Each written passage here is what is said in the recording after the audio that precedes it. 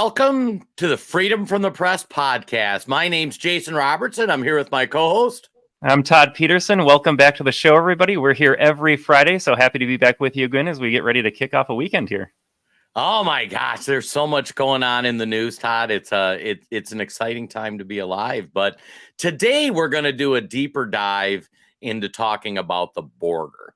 And as we start looking at the presidential campaign of 2024, if we look at the issues that are really impacting Americans, the border really should be top of mind to everybody.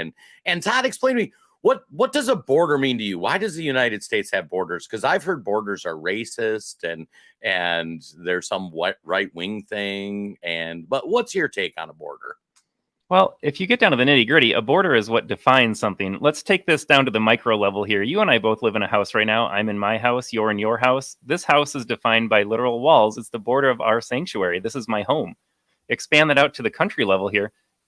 Borders represent our national home. Without a border, you cease to have unity, you have natural cultural tendencies or language or rules of law. There are so many different things that define what a nation is. Without a border, suddenly everything north and south and east and west can creep in, and that ceases to exist as an idea and then as a physical concept there. And so it breaks down really fast. And what we're seeing here is really the intentional destruction of our border, which by extension then is really the intentional destruction of our country. Well, it's interesting you say that, too, because I look at a border the same way. Like the border of the country says inside this country, here's our laws, here's our values, here's kind of our social norms. And that's pretty open in the United States. Like you can have different race, religion, or any of that kind of thing. But without that sovereign border, you lose a lot of that, what makes your country a country. And as people come into your country, which is really where the border is, you should come in at certain points. And there's just kind of basic standards for how you come into the country.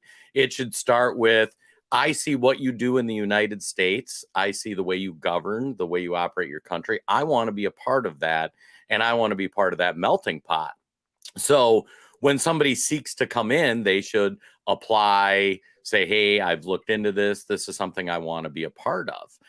The other thing is we let people in the country like we have needs. If it's a migrant farm worker, or if it's tech workers, things that we don't have as a country, we let people in. We give them visas like, hey, you can come work in this thing and then return to your own country. And then the final way people kind of come into the country is you're a refugee. You're in a war-torn nation. Things are really bad for you. And we're not talking you have a rough standard of living. We're talking like wars. And we immigrate people in. We brought in a bunch of people from the Hmong community from Vietnam. We've brought people in from Somalia, a war-torn nation. But the left has totally decimated the concept of borders, and they've redefined what a refugee is. Todd, what have they redefined a refugee to mean? Well, it seems like long-term, the idea of a refugee is someone that's going to vote Democrat consistently for the next couple generations. If I can go back first, Jason, though, I think we really want to ground the discussion is why it's okay to have a border. It is absolutely okay. And let's expand this to the idea of there are differences between people. You and I have both traveled overseas. You and I have both traveled within the country here. In my rural town in Minnesota, we have different cultures and beliefs and values than even a different part of Minnesota if you go down to the cities. If I travel overseas, I'm going to go there in part because I want to experience a different culture, a different lifestyle, a different speed of life here. I've gone down to Costa Rica. The concept of time barely exists down there. They're on Tico time. You go over to Asia or Europe, you're going to interact with a lot of different people that are rooted in really different fundamental philosophies about what it means to be a family member, to practice religion. There's all these different ideas here. And that's okay. We really need to make the idea of differences okay in the sense. And so when we talk about border security in America, what we're saying is it's okay to defend the values that you and I cherish there, rooted in constitutional law and order, a Judeo-Christian philosophy for the most part, which as that goes away, so too do the concepts in the Constitution. This is not to say that other people of different backgrounds and faiths cannot participate in our process here, but as you start to come in with your own inherent philosophies and no longer wanting to come to be part of the American process, that's where things start to break down. Yeah, very well said. And America, I believe, has the greatest founding documents in the history of the world. I think our founders were enlightened, and they set up our system of governance and our system of law where it both respects different cultures while setting a framework for everybody to survive and thrive. And what's become interesting is we all kind of agreed on those concepts. Like, hey, we want to control who comes into the country. We want to control like that they want to be a part of it. There's somebody we want to be a part of it. Like, we don't want gang members or drug dealers or criminals from other nations to come flooding our border. Well, the left was smart, and you hit the nail on the head. They learned that if they favor just letting anybody in, essentially. So if you show up to the country and claim asylum status, we'll let you in. And instead of, they've taken the definition of asylum from meaning just like, hey, I'm in a war-torn nation, to, hey, I just had a rough standard of living, or I just say I'm asylum. Like, I can just say like, hey, things are rough for me in whatever my home country is. And now you see people coming through both the southern and northern border that aren't even from like neighboring countries. They're not from Mexico or from Canada. Like, there's people from all over the world that are traveling to those countries and coming in because they know that when they come into the country, they're just let in. And most people don't realize how the Biden administration is executing the border policy. So first they have an app that you download before you even cross the border that lets you fill out paperwork or submit your asylum claim. Then you show up and you cross in. And if you get detained or if you go to a port of entry, they sit you down, they have you fill out the forms, they give you a care package, a lot of times with a cell phone. The cell phone is so that you can track and your court date. And then you're assigned a court date, in some cases 2 or 3 years out. And then they turn you loose into America. And all of a sudden, boom, you're in there. You've got a court date 1 year, 2 years, 3 years from now that you're not even compelled to show up to. Because if you don't show up, what happens, Todd? I'm silent because that's exactly what happens. There you go. Right. Yeah, nothing. If you blow off your court date, you're issued a summons like, hey, you didn't go to court. Good luck if they ever find you, because you're not like, they don't know where to find you. You just showed up. You had nowhere to go. They don't have any tracking mechanisms to really hunt you down to find out where you are. And then if they do detain you, one would think, well, hey, you came into the country, you sought asylum, we gave you the rules. Now you're breaking the rules again. So you broke the rules coming in. Now you're breaking the rules again. So, we should probably send you home.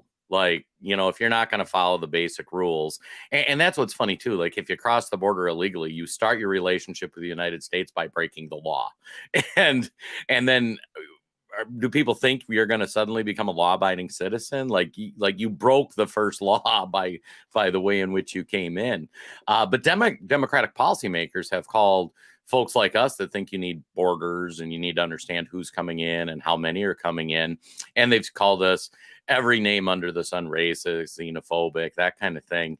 And an interesting thing has happened, though, is that for a while, for years, people that came in illegally were in border states: Arizona, Florida, Texas, got nailed with them. And it became a red state problem.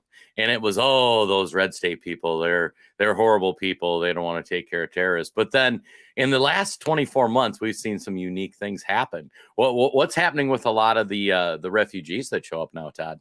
Well, suddenly the irony of sanctuary cities, very much declared so during the Trump presidency, are suddenly finding themselves overwhelmed by this obvious problem of how do you house and take care of an influx of people that your city or your locale is definitely not equipped to handle. So now that it's a Democrat problem, now that we have Eric Adams coming out and Muriel Bowser coming out in New York and Washington, D.C., respectively, suddenly it's an issue that we need to take seriously, because how do you take care of, as Adams pointed out the other day, how do I take care of 500 people that are now in a hotel?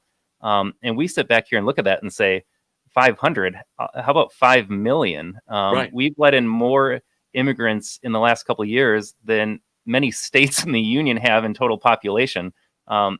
To think that they're suddenly surprised by the influx of people and the problems that's coming up, it just gets to heart of how disingenuous they really are. And suddenly they start to see their voter base turn on them. And so I think it comes back to priorities of what the Democrats want. They want to make sure that there's money involved. They want to make sure that there's power involved. And as they start to see them lose power and lose that grip on the people, residents in New York City or Washington, D.C., or these Chicago, other blue cities, as the tide starts to turn there, now they're going to start taking interest in it. It's certainly not for humanitarian reasons. It's purely for political and powerful reasons. Well, and it's interesting, too, because one of the concepts we talk about is that normies, people like you and I, just working class folks that have jobs and kids and go to church, there's a bunch of us on the right and there's a bunch on the left, too. And I think for the most part, we're good-hearted citizens. Like, we want to help people. We also want to protect what's ours. But then you get the uniparty, the Republicans that are in power, the rich and elite on the Democrat side. And I think the Democrat side, the rich and elite, has done a very good job of messaging, where they're like, oh, it's inhumane. Oh, it's terrible. They're awful people for not wanting these people in. So the governors that chose to send these folks to these other states, I mean, it was a brilliant move, because all of a sudden your normie Democrat, you're just working class person that happens to vote for Joe Biden for who knows whatever reason, all of a sudden they see the problem at their front door. And it kind of starts breaking down the leftist logic, too, because your individual leftist doesn't want to do anything to solve a problem. When they shipped a bunch of migrants to Martha's Vineyard in all these $1 million houses and they sent 48 people there, all these folks had plenty of room to house these folks. All these folks like, hey, come on in. You can stay the weekend or whatnot. No. They sent the National Guard and they got those 48 people off Martha's Vineyard so fast it'd make your head spin. With the logic, I might add that Martha's Vineyard wasn't equipped to handle even just 50 people. Extrapolate that out now. How, by that logic, how is any, forget red or blue for a second, how is any American community ready to equip the arrival of 5 million people? If it doesn't work on Martha's Vineyard, by that reason, it doesn't stand to work anywhere else in this country, and yet they allow it to happen still. Yeah, and if you haven't seen the property in Martha's Vineyard, these are all mansions. They all have guest quarters. I mean, the folks in Martha's Vineyard could have just circled the wagons and said, "Hey guys, let's figure this out. I can house 10. You can house 10. Oh, you got a pool house. You got the. Oh yeah, we're good." But once again, the Democrats, they want this mysterious thing to take care of their problem, the government or whatnot. They don't want to actually be part of the one to like solve the problem and be part of it. No, they want to vote Democrat to feel good about themselves. But they want someone else to handle the burden here. And Jason, you and I have a lot of clips to get through. I think this might be a good time for us to show the first one. So we talk about, blue Massachusetts, blue Martha's Vineyard, having the ability and means to certainly accommodate 48 new arrivals. Just that was last year. Let's fast forward to this year. I think this clip is fascinating. This is the governor of Massachusetts and her cohort of woke leftist peers now asking Massachusetts to actually do what we just proposed of taking them into their homes. Let's take a look at this. Most importantly, if you have an extra room or suite in your home, please consider hosting a family. Safe housing and shelter is our most pressing need. Become a sponsor family. You can contact the Brazilian Worker Center for more information on how you can step up if you're willing to have an additional family be part of your family. Where was that messaging just last year? I would imagine if we had dug a little further, this person would have been saying how awful and inhumane it was for Ron DeSantis to fly, Venezuelans up to their beautiful island community. But suddenly, somehow that messaging is now shifted in 180 degrees. Well, what I find fascinating too is these folks that are saying like, "Hey, let them in your house." So you have an undocumented alien, no background checks. You have no idea their past. You have no idea anything. I mean, Todd, I know you. If something happened and you needed a place to stay, like my couch, my guest room, it's all open for you. I don't know a lot of Americans that are going to open that up to strangers. Like, hey, I don't know you from Adam. Like, yeah, come spend the weekend on my couch. Yeah, but and take away for a second the race and ethnicity and nationality. This has nothing to do with, they're going to say it's xenophobic if you don't want to take them in, or racist if you don't want to take them in. There are plenty of folks of all backgrounds already in America that I probably don't want in my house. I have 2 young kids in my household. There are plenty of valid reasons to not want to take in, let's say, a white American citizen, if you want to use the left's language. let alone illegal immigrant whose background we have no idea about. Right. And it's fascinating how all of a sudden they've started adopting these things. And I've been looking since the governor made this proclamation for, has anybody taken them up on it? But Have any are there Biden voters taken them up on it? Yeah. Let all these folks that voted, like, let's be a sanctuary state, like Donald Trump's a racist because of the borders. Okay, now we got too many people. I am not seeing an influx of people that are posting on social media or reporting in the news like, hey, this is great. I brought in this Honduras gang member who needed a place to stay, so he's sleeping on the couch. Yeah, I'm not seeing any of that. Have you seen any of that, Todd? I'm looking around. I haven't seen anyone take us up on that. I'd be curious to follow this particular story, though, to see how many actual homes are opened up to this illegal immigrant community, though. And as an aside here, you and I both hold libertarian viewpoints in a sense. I would say small L libertarian. We want limited government. We want to be left alone by the government here. At the same time, as you start to talk to really hardcore libertarians, though, they're very much about open borders, much in the sense that the left is, because they don't want a state to impose any sort of, against all, human nature elements and core beliefs about what actually works when societies are allowed to thrive. But these same people also don't see the difference between letting someone into a country versus someone coming into your personal home here. So I think it's worth pointing out sometimes when either people that share some of our beliefs tend to differ too, because a lot of what we're battling sometimes, and this is completely tangential to what you and I were going to talk about here, but last week we talked about Blake Masters, for example, losing in Arizona. He was endorsed by the Libertarian candidate here, but the Libertarian vote did not break for Blake Masters in a very tight race in Arizona, is just one example. I think Donald Trump, if you break down the national election in 2020, might have lost out 2 to 3% of the Libertarian vote as they continued to vote for their inconsequential party, but that would have been the difference maker alone too. But a lot of these voters see it the same way as the left does, in the sense that, yeah, I don't want borders, but I also don't want someone in my own house. And they refuse to see how that's a disconnected idea. Well, but it's kind of liberal logic in nature. Like, we want government to solve this problem versus conservatives who tend to be like, if there's a problem that needs solving, we solve it. We go to church. You donate to your food bank. You do local charity work. If I joke in the winter, I have some neighbors that are older or work during the day. I work from home, so I'll snow blow their driveway. I'm not looking for some entity to come help make my life, my community's life better. Conservatives are going to say, well, that's my job. And I think that's where this border narrative has completely switched, is now that it's landing on the Democrats' doorstep and it becomes their problem to deal with. Well, I wanted the problem solved by somebody. I just didn't want to be the one to have to solve it. And that's where you're starting to see a huge breakdown. The other thing that you're seeing is, if you look at the quality of people that are coming through the border, you're getting some people that are, economic refugees or had a rough life in whatever their home country were, but you're seeing a lot more undesirables coming through. And this is something they always nailed Trump on, is he would use language like they're letting in criminals and gang members and that sort of thing. And the media doesn't report on it. The media, like, they'll call Trump names for saying things like that. But if you look at congressional hearings, and Todd spends way too much time watching C-SPAN and hearings, and it's amazing, because part of why we do it and we share it on our social media pages is the average citizen never sees that, because you're not going to sit through 8 hours of a congressional hearing. So if it's not on the news channel that you choose to watch, whether it's Fox or CNN or your local news, you never know what's happening. But Todd, what kind of things have you found that they're reporting on when you actually watch these hearings?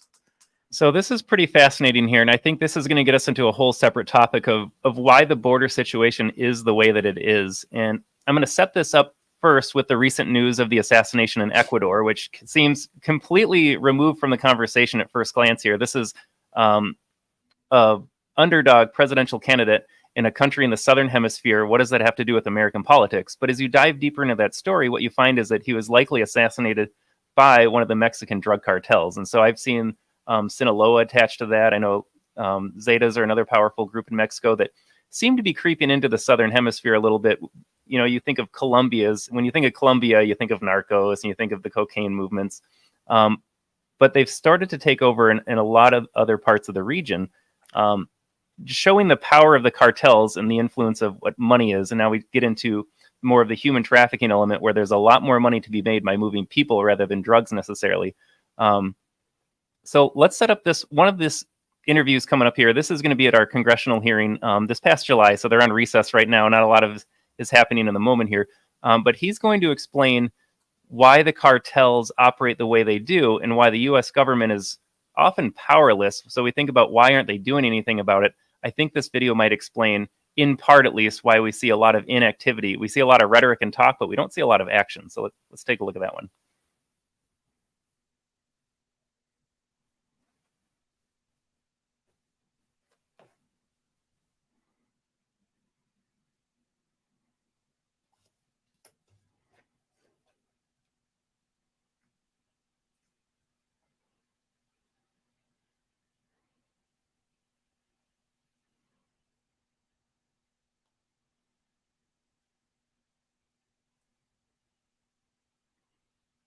I don't know if that one's streaming, Todd. Yeah, that is the $1 million question here. This is, I think we joked about this last week. So this is a live broadcast. This is when you have your technical difficulties here. So I'll sum up the video here. I've got it transcribed as well, so I'll just kind of briefly go through what he talks about. But in essence here, the battle taking place at the border is, in the cartel's mind, not a battle of them versus the government. It's a battle of them amongst one another here. So in the cartel world, you have competing groups vying for territory, money, and prestige and authority here. And so he's talking about an escalation of sorts. And so when he recently visited the border, he saw weaponry that he couldn't have imagined, that you barely see in elite military forces here. And that was just commonplace now in the hands of the cartels. And what they've done is they've had to ramp up their own military background, as other competing cartels do. He says they don't fear the Mexican government. They don't fear the U.S. government. What they fear is losing power over a rival cartel. And he sees no end in that process, because how would it end? If you're always trying to outcompete a rival cartel, it's really do or die. Either you continue to grow in power, or you lose that power and disappear. And so there's really no end in sight, as he's kind of breaking down the logic behind why are the cartels doing what they're doing. It's fascinating too, it's underreported in the news, which is kind of the theme of the podcast, where we talk about freedom from the press. You talked about the assassination of the presidential candidate. What these countries are run by these drug cartels. They have the money, they have the power. In a lot of cases, they have more weapons than the government does. So they're the ones who can control the activity in and out of the country. And like Todd mentioned, moving people, and these folks sign almost indentured servitude contracts to the cartels, where like, hey, we're going to pay you X amount of money, or we're going to serve you in some way, either through sex trafficking or drug trafficking or those sorts of things, because they got to pay the cartels to get moved into the United States. Now, the cartels already have distribution networks. If you think of it, it's no different than in the United States, where you have multiple channels to move merchandise around. They have multiple channels to move people around. And so then that's how they leverage moving people into it. And this is starting to break into the mainstream. And you'll find the press likes to twist it. Like they'll talk about, oh, Joe Biden's doing great on the border because look at the number of seizures we've had, or the number of arrests, or that sort of thing. But the gross number of people that are coming through the border, however you want to break the stats down, is just becoming untenable for everybody. And the activities that you find happening at the border are becoming just crazy. And you've seen Greg Abbott putting in the floating, we should have a picture, but it wouldn't be social media approved. There's these big orange floating things with like razor wire on them and circular saws, and he's being framed up as being inhumane. It's on our Twitter page. We've got it on theamericantribune.com. We've got articles about it. But really, those are just designed to keep people from coming in other than the ports of entry. So at least you can have some control for who's coming in or how they're coming in. Yeah, it's really a deterrent, and it's astounding the messaging and the angle they take on that. So framing Abbott as the bad guy in this case, completely ignoring the trafficking that takes place by the cartels, the initiative that they've taken to start moving people across. But Abbott's the bad guy in this situation somehow. But it really, like you said, gets to the logic of the left and the regime again here. It's we saw it with, let's say, inflation, for example, as well, just as much as these border crossings. So they'll look at something and say border crossings are down in the past fiscal year by 10%. Inflation's back down to a manageable 3%, they'll say. What they ignore, though, is the fact that there is still inflation and there are still people moving in across the border here. Forget reductions for a second. Let's just look at raw numbers. So if we set record levels of entries this past year, we have something like 5.5 million encounters since fiscal year 21, for example. If that drops even slightly, they're going to say, look at that, we only have 4 million years in this next fiscal year. That's still 4 million people that are coming in, and that's beyond the capacity of the United States to manage. And for the communities that are impacted with the arrival of criminality, the trafficking that we've mentioned, just the change in culture that takes place super fast. So a really disingenuous argument at best. Well, and it's funny, too, because anytime you see stats in the news, understand they're using stats to lie to you. And I like to use the example, like we're both Minnesota Vikings fans, and it's easy for us to say the Minnesota Vikings have a perfect record in the Super Bowl. And if that's your headline, oh, the Minnesota Vikings have a perfect record in the Super Bowl, your brain is going to go to the Vikings are undefeated. Well, that's not true. The Vikings are 0-4. I didn't lie to you. I just told the stats in a way that made it seem better. And that's what they're doing with border crossings, inflation, all these numbers, where they'll say, yeah, inflation or border crossings are down 20%. That's the headline. Oh, they're doing a great job. Well, either comparing it to a record high, so the fact that it's down 20%, or B, they'll talk about just the number of border engagements. Well, that doesn't count the number of people you don't engage with that come in. And it's just not it's not a real number. They're just, they're just spinning stats where they can lie to you. And it's really pretty disheartening. What else is happening on the border, Todd? Let's see if we can get a different clip to play. Let's take a look here. I think let's segue into, so we have Vivek Ramaswamy and Donald Trump speaking about some of the things that they would do to solve the border issue here as well. I think before we get into that here, let's pause and take a look at, again, from the eyes of the cartel.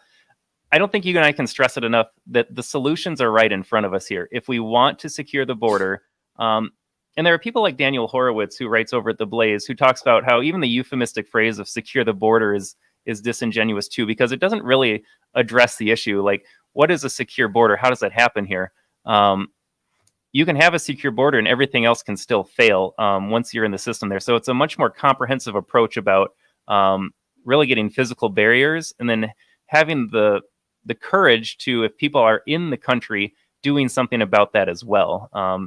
As opposed to either amnesty that we've seen or the things that you referenced earlier about they're in the country, but there's really no consequence if they don't follow through on a court date or checking in here and there here. I'm going to pull up a video, though. This is from YouTube. It's got some subtitles here. It's in Spanish, but it's from the eyes of a cartel member himself. And he explains the process of what they do. Like, this is not a secret. He's going to walk us through how it is that a human being goes from south of the border across the border. And then I think it's worth some time pausing after we play this video to talk about, the money involved as well.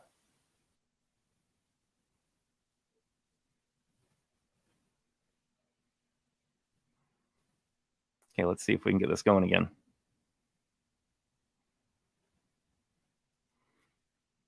The joys of live podcast. All right, why don't we take a pause on that video here? We're going to call an audible on the fly right now. Let's get into how mainstream media is covering this, though.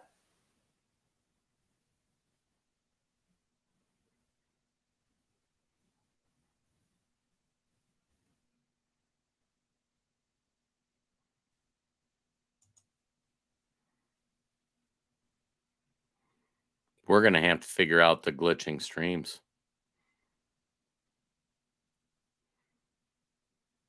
Or is it playing on your end? Yeah, we're going to have to pause this for a second as well. We'll re-upload these here as we get going. But I mentioned that I wanted to talk about the cost of human smuggling here. So when you break down the numbers, we talked about since fiscal year 21, for example, there's been 5.5 million encounters at the border, 1.5 million getaways. For every number on there, and those are pretty astounding figures to think about, you have to remember that the cartel is charging people anywhere between $5,000 and $10,000 per entry. Simple math on that kind of blows. I think it's incomprehensible almost how much money these cartels are making off the business of moving people across the border here. And when you talk about, the other clip that didn't play talked about the militarization of the cartels. Where's this weaponry coming from? Where's the incentive coming from? It's coming from this insane number of profits that I can't imagine you're paying someone a whole lot to do the running across the border, but the cartels themselves are going to be keeping tens of thousands of dollars as they bring people across the border here. And when we think about why do things happen the way they do, always follow the money, right? And so now you're looking at these insane profits from the cartels as they move people. And they've really, this is not to say that the drug trafficking is not an issue. We've both been made aware of the fentanyl deaths. That's a separate conversation, but there's a lot of money in drugs. There's even more money in people. Well, and it's interesting you say that too, because a lot of these folks that are trying to come into America that are paying $5,000 or $10,000 to get across the border, they don't have $5,000 or $10,000. So what ends up happening? I mean, if you go way back in time when people wanted to come from Europe over to America, they would essentially sign indentured servitude contracts where we're going to perform some work for you in exchange for you paying for our transit over to the United States. And it ended up being almost like a form of slavery. And we could all denounce it. We could all say letting these folks into the country and signing essentially these contracts where they're forced to work for peanuts for years. That's what's happening with a lot of these folks that are coming across the border, is they're basically signing an indentured servitude contract to the cartels where we will work for you in some capacity, be it sex, drugs, or whatever activities that they're involved in. And it's really heartbreaking when you look at the toll that's taking on the families. And Todd touched on an interesting thing, and this is a key point to make. We want to have solid borders, and you want to have a physical barrier. Why do you want to have a physical barrier? Well, so that you can control where people are coming in. So, if you go to a concert, there's a gate. They check you for weapons. They check you for things. If you go into any government building, there's always a secure entrance. A lot of times they have security there, or they'll have a metal detector or that kind of thing. The country should be the same, where we should have we should have barriers on the borders that prevents people from just being able to casually walk in and say, hey, if you want to come into the country, at least go in the front door, at least go through the gate. President Trump ran on building the wall in 2016. That was one of his core things. I, as a President Trump voter, 1000% supported that.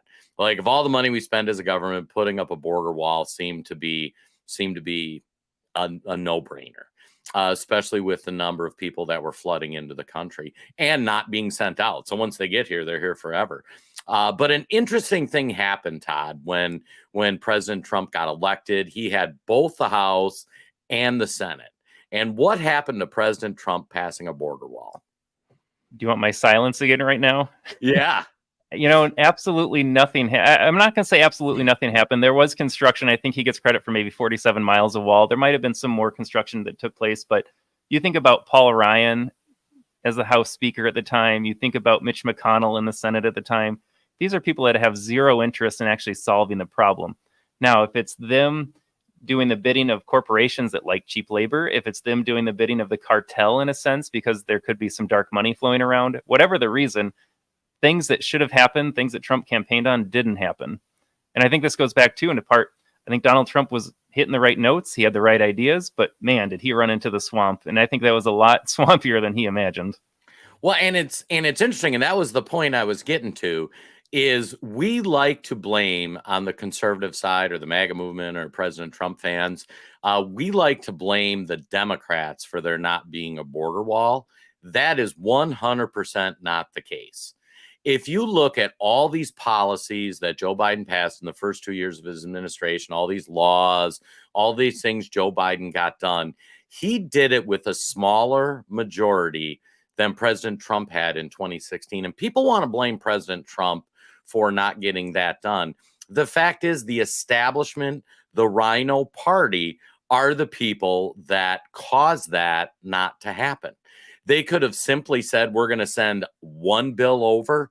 It's going to be, here's $5 billion to build the border wall, sign it and be done. We had enough Republican support to make that happen without a single Democrat vote. And I think there would be some Democrats that would support a border wall. But when you want to blame somebody, and when you're looking at your primary and you're looking at who you're going to support for your Republicans, Mitch McConnell, he is not your friend. You know, Paul Ryan's out of the House now, but he's been replaced with Kevin McCarthy. Is Kevin McCarthy going to pass a resolution that allows us to fund the border wall? Personally, I think not. I think that's the definition of the establishment. That's the definition of the people on our side that are trying to ruin the country. So we can't just blame the left for not getting these things done, because in 2024, we want to send President Trump back to the White House. We want to send him with a strong majority in the House and Senate where he can move on getting things done. But it's important to understand the politicians you support in your primaries, especially in deep red areas. Mitch McConnell, like a Republican's going to win that race. And it shouldn't be Mitch McConnell, you know, just as an example. I will say on an aside, people ask why I don't like Ron DeSantis or don't support Ron DeSantis. He was a fine governor in Florida. I was a Ron DeSantis fan. What I saw in the last 24 months is all those people that obstructed President Trump's agenda, building the wall, things like that, that we wanted done. All that money and all that support has now moved to behind Ron DeSantis. And they're trying to convince us that this time, those same people who wouldn't let Trump build a wall are going to let Ron DeSantis build a wall. I just don't buy it. I just don't buy it. But when Trump got in, you saw what, excuse me, what the establishment wanted. Like, they were all for tax cuts or easing regulation on corporations, that kind of thing, which I think some of that stuff was good, but that's not why we sent people to Congress. So, Todd, what's your take on that? Well, you mentioned it last week. I think it's worth repeating. We do have a Substack article on McConnell. I'll drop that in the links in just a little bit here. So if you really want to get into the weeds about his own corruption, a lot of these Republicans, like you said, are not your friend. They don't care about what happens to you. They certainly don't seem to care about much what happens to the country. They're invested in themselves and building and amassing their own wealth. But last week you talked about McConnell funneling funds away from essentially senators that would have been supporters of the MAGA movement and Donald Trump's initiatives towards securing the country, making the country great again. We mentioned Blake Masters earlier. Alaska had a tight Senate race that McConnell pulled money from and even backed Murkowski to make sure that his own establishment friends got back in. And so Nevada was another huge race that was lost by a very close margin. McConnell pulled funds from MAGA Republican candidates that would have made a difference in the Senate. Not necessarily to give them the majority, although the Nevada case could have swung things differently. But you look at how they're even spending money. So backing DeSantis, backing certain establishment senators in the Republican Party. There's a lot of shady things happening here that, again, if you're just going to vote Republican to vote Republican, that might be better than a Democrat in some cases. But as we're seeing with the border, for example, it's certainly not, because Mitch McConnell and Chuck Schumer are going to vote, side by side when it comes to either enforcing border security or not enforcing border security. Well, and it's funny you say that, because if you think, so I grew up, I had conservative values. I thought people should work for things. I thought that, public assistance should be for really the sick and needy. I thought a lot of it should be taken care of. I mean, I grew up poor, and, if you sought assistance from your community or your food shelf or your church, you didn't necessarily look for the government to be the be all end all. But I always had a hard time voting Republican, because I'm like, these people are not taking care of middle class Americans or lower class Americans. They're not looking out for us. Like, they campaign on the same value set that we have, but they're just in the pocket of big pharma, or at the time it was really the military industrial complex. Why do you think in my whole childhood and my early 20s, we were blowing up some other country in the Middle East? It was always for oil or to sell weapons. And those same companies that profited off whatever activity happened would funnel the money to politicians who would support that activity. And then the circle of money just continues on and on and on. And you see that now in the border. And I think that'll be an important thing. It's kind of like the Great Awakening as we get into the 2024 election. People are seeing Kevin McCarthy has had control of the House for 6 months now, 8 months. He goes in to take his house. They pass an omnibus bill before he gets in there. So they don't even have any budgetary power really until September, October, when they can start doing things. Then he has a chance with the debt ceiling to really try to rein in government spending, which now we're up to $32.6 trillion in debt. He doesn't take the opportunity to do it. He keeps saying, you know what's going to happen? We're going to impeach Mayorkas for this border stuff. You know, we're going to send him a strongly worded memo. We're going to let him know this isn't okay. And if he keeps it up, we might think about impeaching him. And it's the same with the Joe Biden stuff in Ukraine, which we're going to be covering in some future episodes. Like, I mean, 1 + 1 is 2 in that case. Like, it's clear that the Biden family's corrupt and the Department of Justice is not doing their job. But Kevin McCarthy needs to do his job. And other than giving good speeches and hosting some kind of neat hearings that nothing comes out of, he doesn't actually take action that's gonna change things. And you compare that to the left, and this is going to be one of our future episodes. We're going to dig into Donald Trump's impeachment, and looking back on it historically, it's even worse than it was the first time. Where now that we know what we know, and you look back on it and say, okay, well, what did the FBI, the CIA, the IRS, the Department of Justice know while Trump was being railroaded on an impeachment? It's mind-boggling, and that's a project Todd's working on now, so we'll be covering that in a future article and a future episode. But people are waking up, and that's why it's important. People ask, like, why do Todd and I do podcasts like this? We're out there to reach the normies, because the fact of the matter is the person that lives across the street from me who might have voted for Joe Biden, I probably have 70-80% of my stuff in common with him. We both want borders, families, we want prosperity, but the media is going to program us to hate each other. He's going to think I'm a racist because I want a border. He's going to think that I'm some crazy nut job that wants to overthrow the government because of January 6th. And that's why doing things like this or running our website like the AmericanTribune.news, we try to expose the government corruption and how the media is really framing that narrative. Todd, what's your thoughts on that? Why do you do it? Well, I think we're here for the same reasons, right? Like, it's in a sense, when you talk things out, you get to process information. So if we're going to get meta for a little bit, like, this is a chance for you and I to really explore some complex issues. When you think about, for example, the Trump impeachment process, and then now what we know behind the scenes that the FBI knew, that the IRS knew, that the CIA knew, right? That they're all sitting on this very valid information, and everything Trump was doing. Let's take the phone call, for example. All of the intelligence agencies within the government basically had the same idea that Trump did, that something went down. They had a really good idea of what went down, but because Trump was going to expose that, they all worked lockstep with Democrats and the media to make sure that information didn't get out about Joe Biden and Hunter Biden. Instead, it was just an easy excuse to go after the president at the time there.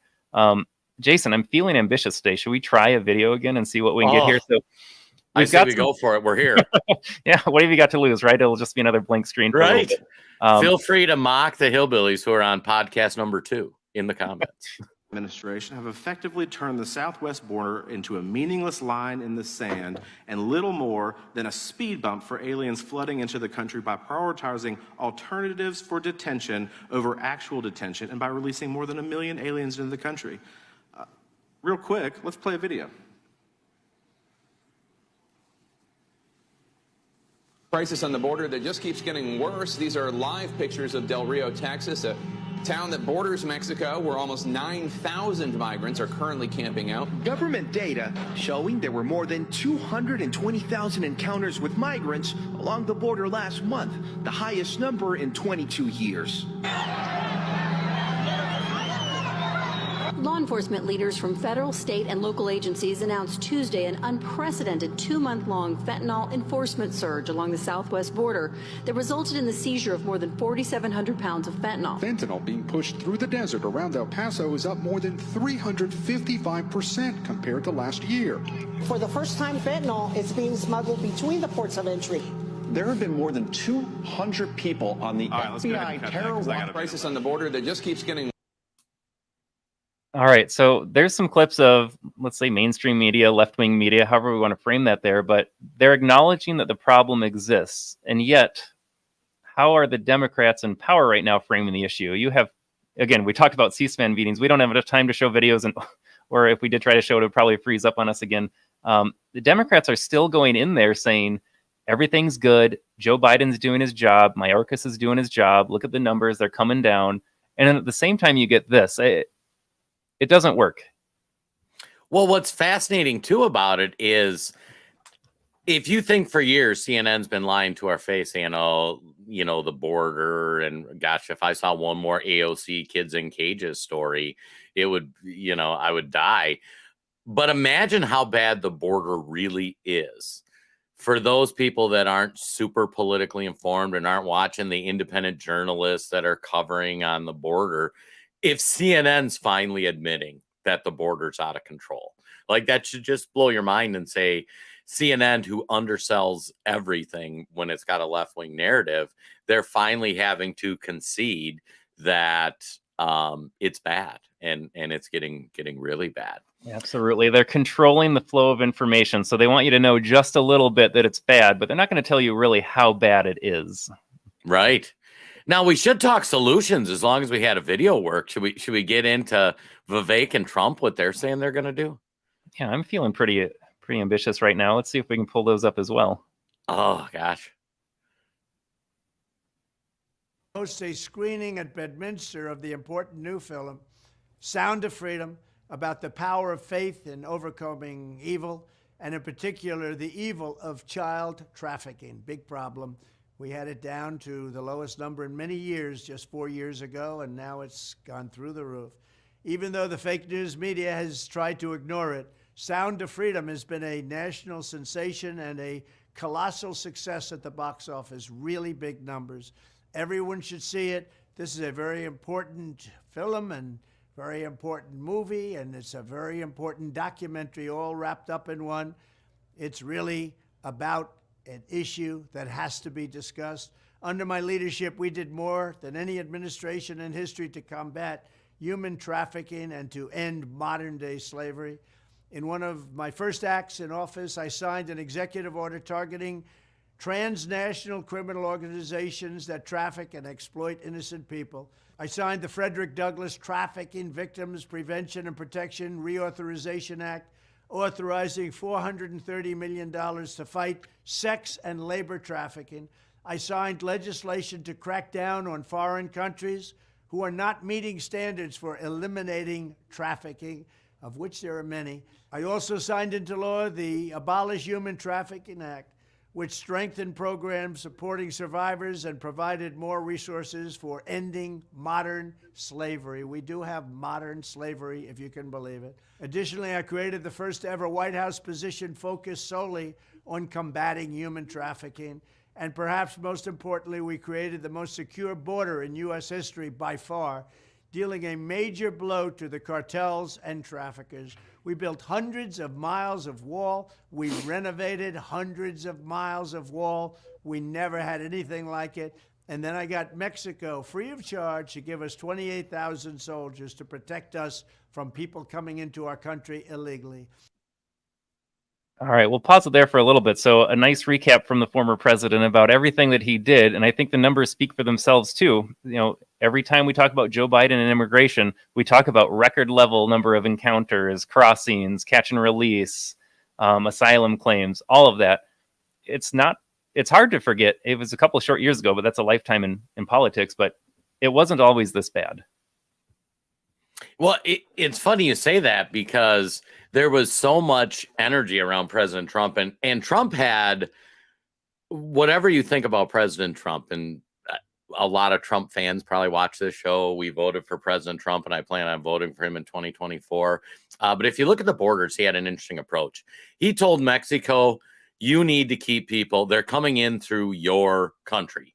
You need to make sure they don't come across our border. And he leveraged it economically or different ways to stop the flow at the source, which was in Mexico. And you compare that now to where you see these caravans of people that are just traveling through Mexico from whatever South American country, and it's just hundreds and thousands of people that are coming up. Trump stopped that. The other thing he was doing is he was like, when you catch them, you keep them, and then you send them back to Mexico. You don't catch them, turn them loose, send them, into Texas or wherever, and just hope they show up for court. And then the other piece he was doing was, hey, if you didn't show up for your court date, if you made it in, we gave you a court date, we're just going to ship you out. Like, if you're not going to follow the rules, then you can't be here. And all those things, he was called names in the corporate press. He was called terrible things. And he was a terrible person doing terrible things about that. But the fact of the matter is, I don't think you'll find a reasonable person who will say, yeah, if you want to come into the country and we give you a court date and you choose not to show up for that court date, you probably shouldn't stay here. If you went into a concert without a ticket, we wouldn't let you stay there. Why would we let you stay in the country? If you come across illegally and you don't declare yourself at the border, yeah, you don't get to stay. That's not the thing.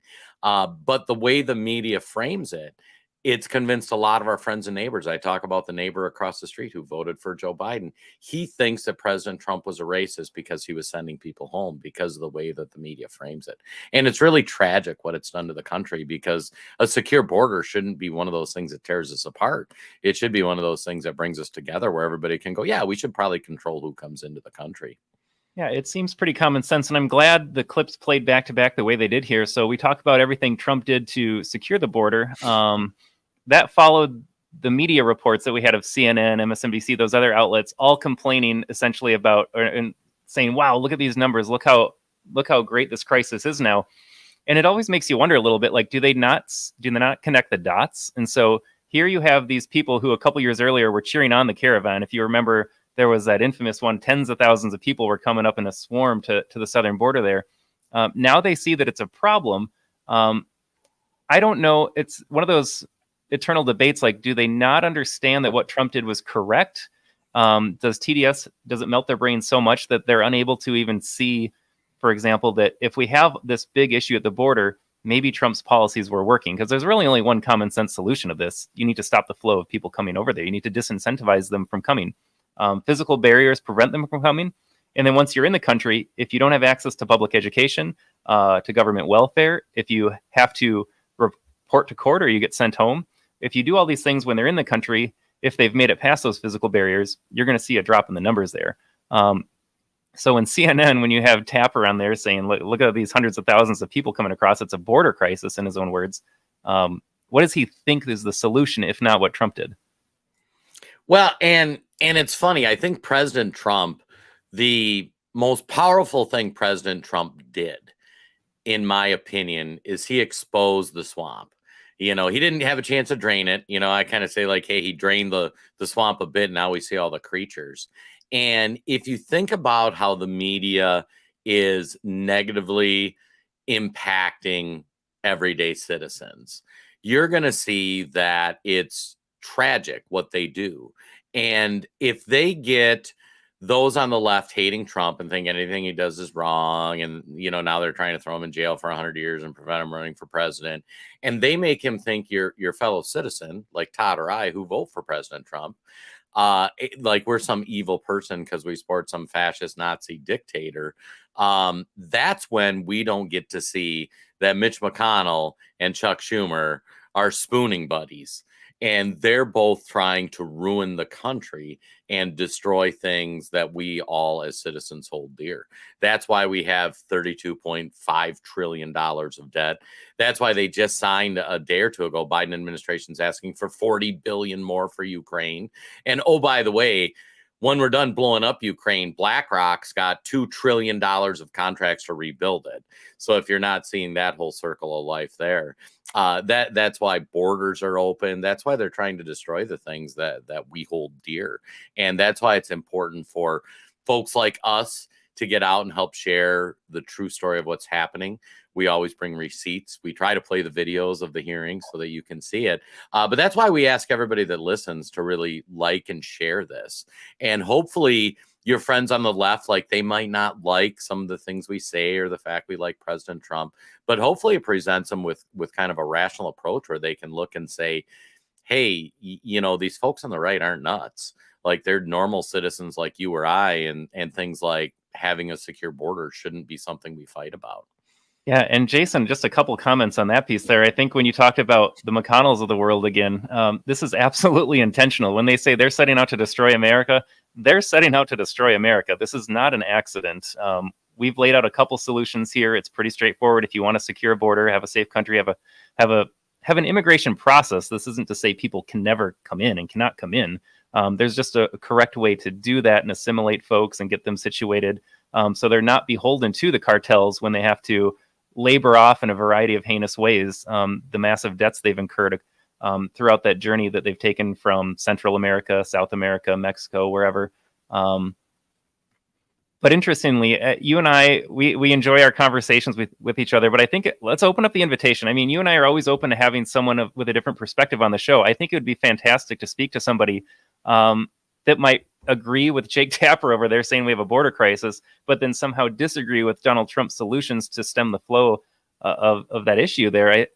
We open that up to people. If you want to come on, I'd love to talk to someone, ask them a couple questions and kind of figure out, what is the thought process behind that? Like, how is it that you hold really two views that aren't going to be compatible with one another at a certain point there? So it'd be fascinating to kind of dialogue with somebody that has a different idea and see if we can, I think you and I both believe we're correct. So how can we kind of lead them in that direction there? Well, yeah, and it's interesting you say that, because part of why we do these is to kind of explain our process. Todd, who you recently just left a job in academia and became frustrated with what he was doing. I left my job about a year ago, and we said, how can we help try to save the nation? And the best way we can do is we can connect with other people and show them information. And it's funny, one of my inspirations, one of my buddies, Jim, he voted for Joe Biden. He's Democrat. At one point he kind of believed in even some of the socialist things. And it was funny, we were sitting there one time and a few years ago, and we were doing his taxes. I helped him do his taxes, and we were talking about some of the child trafficking and Pizzagate at the time. And he always thinks I'm a crazy conspiracy theorist. And I say, Pizzagate's not right, but there's an underlying story there that they're trying to get rid of. And he said, oh, right, you think there's this rich elite pedophile ring? Rah, rah, rah. And I looked at him and I go, yeah, Jeffrey Epstein. They just arrested him. Like, he had an island. And Todd's done some exposés on the AmericanTribune.news about some of the unique connections with Epstein Island and with Bill Barr and with this power structure. And it was funny because it changed just a little bit of the way he thought. And it's like, the media's told me that this stuff is conspiracy theory and this stuff's crazy, but it turns out they're lying to me. They're trying to control the narrative to make me think and feel a certain way. And that's what we're hoping to break through on there. So Todd, give folks a preview. Like, what else are you working on? Yeah, so we delved into the border issue just a little bit today. I mean, it's been a really fast hour, and I don't even feel like we scratched the surface much. I don't know if we can even take credit for doing that much. There's so much involved with the border. So in the coming weeks, we're going to continue to explore what's happening at the border, just how bad it really is. And then we're also working on pieces continuing, like you said, with the Epstein story. There's a lot to unpack there. And as an aside, too, you talk about how the media presented Pizzagate as a conspiracy. The media also did introduce Epstein to the world, so they reported on that. I think that's just to flood information. Like, people really don't know what to think anymore for themselves because they're presented two disparate points of view. No, that's all a sham. And yep, here's Jeffrey Epstein, and he did some terrible things there. They're giving you all that information, but they're not connecting it for you. And I think they're just overwhelming the senses in a sense. So your neighbor, your friend that you're discussing there, he gets the information, but it's just too much for him to handle at a certain point. And then once you flood the emotions, because leftism thrives on emotions, you hammer him with Donald Trump enough and you use the word racist and fascist, and you just, you have your short little slogans there. Pretty soon you react to that instead of actually being able to think through things at a higher capacity. I don't know, Jason, we're hitting up our hour here. Do we want to throw up Vivek, or are we You want to wrap things up Let's here? end on Vivek. And folks, I'd like to thank you for, we got a bunch of people on a bunch of different platforms that have tuned in for the whole thing. Leave a like, comment, share. Feel free to drop us a note. Check out our website, theamericantribune.com. That's kind of our fluffier site, and theamericantribune.news. That's where we do more of our in-depth pieces that the mainstream media won't let us play. And with that, we'll let Vivek take us out of here. I love Vivek's border approach, by the way. An open border is not a border, Laura. And I just think the remarkable thing right now is that we are spending hundreds of billions of dollars of military resources to protect somebody else's border from an invasion halfway around the world, when we have an invasion, literally now an armed invasion across our own southern border that we're not doing a thing about. And what I think we need in our foreign policy, Laura, is a revival of a modern Monroe Doctrine, that above all else, if there's one purpose of the U.S. military, it is to protect the American homeland. I'm going to pause it right there, because that's an idea you and I didn't even get a chance to touch on today. I know you mentioned Ukraine previously, but again, talking about the intentional destruction of the country there, how is it that we are, and I know the answer to this question, it's rhetorical, but how is it that we're comfortable and justify sending billions of dollars overseas, like you said, to protect someone else's border without naming a specific war? And then at the same time, we're dealing with our own military conquest at the southern border. The clip that we didn't get to play earlier did talk about the arms race happening within the cartels. It's absolutely an armed conflict. There's military forces down there. It might not be attached to a country per se, but it's absolutely happening. How is it that we don't use our military at home to defend our own invasion, but so easily do it overseas? That's because the left wants to destroy America. And that's what we're here to prevent. All right, Jason. Well, nice checking in with you again today. Live viewers, we appreciate you coming on. I know the comments were picking up today. We didn't get a chance to share any comments, so we will pop a few of those up next week and love to engage with you more. And if you catch this as a recording video, thanks for tuning in as well. We'll see you guys next Friday. Have a great weekend.